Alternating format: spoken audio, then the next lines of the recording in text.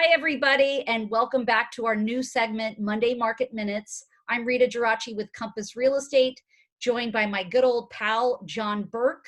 John? Hi, everyone. John Burke here, South Bay Equity Lending, Redondo Beach. Good to see you all. Rita, thank you for having me back. Yes, we're excited again to come from our homes, quarantine style, with the latest updates in real estate on both the sales side and the lending side of things. Rita, I know you had a lot of open houses. You had a very big weekend today, yesterday and today. I keep hearing that there's a downturn in the real estate market, but from what I'm getting from you, it seems like you're trudging along. Yes, I feel like the last 2 weeks, there's really been an uptick in buyers wanting to go see properties, sellers saying it's time to get listed, we're ready to go.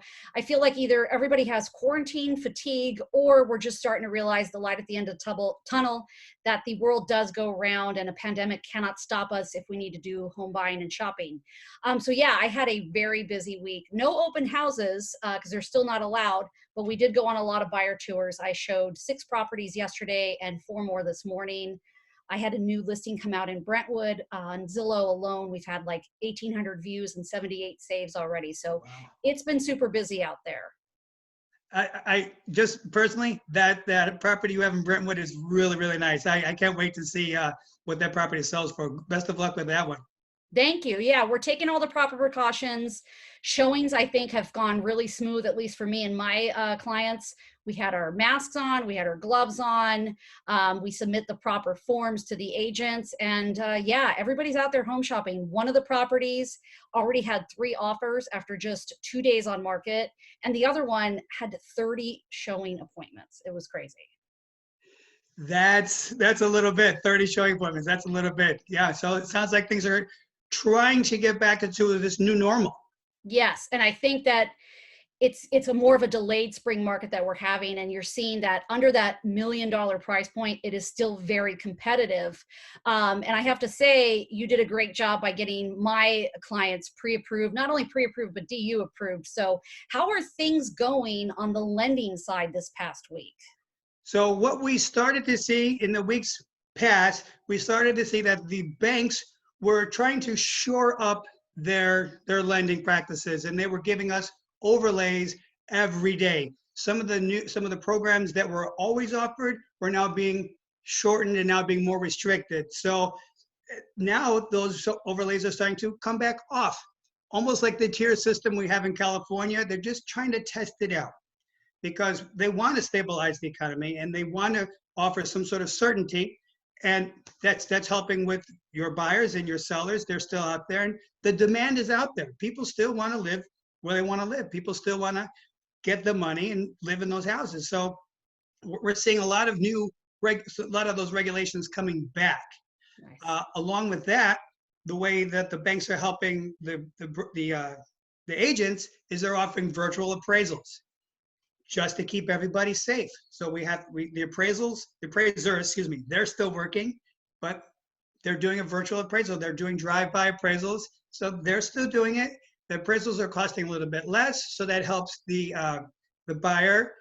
So they're, and then helps if you're doing refi, just a little incentive to help everyone else there. Also, the banks are allowing for property inspection waivers. So it's just one more thing to just keep things moving. And that's what we're going to be for a little while. And are we seeing any, because I know when COVID first kind of hit and we were like in the thick of it in the first 2 weeks, we were seeing escrows take a little longer to close in terms of the lender side. Are we seeing that now, or are we still looking at possibly a 30-day close? You can, the 30-day closes are still here. One of my favorite banks is still doing 30-day closes. Some of the bigger banks, they're taking longer. They have more of a risk. Some of those MBS, the mortgage-backed securities, they're not being bought up by the investors. Now it's the government that's trying to buy those back, and they're buying back at a limited amount of loans that they're buying, because the government is just now, not to politicize, they're hemorrhaging a lot of money, trying to keep us all safe, trying to keep us all in our homes, trying to keep our businesses there when we reopen. So with that, we have some of the programs the 1-month bank statement, the 12-month bank statement, it's now a 24-month bank statement. So they're still there. if you're self-employed for 1 year, 2 months ago, now they ask that you're self-employed for 2 years. It's all about protecting the consumer and keeping the world spinning. Yeah, so it sounds like just like us realtors who had to pivot in the way we do it, like no open houses, more virtual tours and things like that. It sounds like the lenders have had to pivot too. And from what I'm hearing, real estate is still alive, lending is still alive. So that's great. And yet, not only that, it's always important when you have somebody like you, a professional like you, and someone like myself, to give you the actual up-to-date information. When we have nowadays in our technological society, we have a lot of information, almost too much information. Consult a professional. Your barber doesn't know, your mechanic doesn't know, your baker doesn't know. Even the one doctor is the dentist, one doctor is your podiatrist. They don't do the same thing.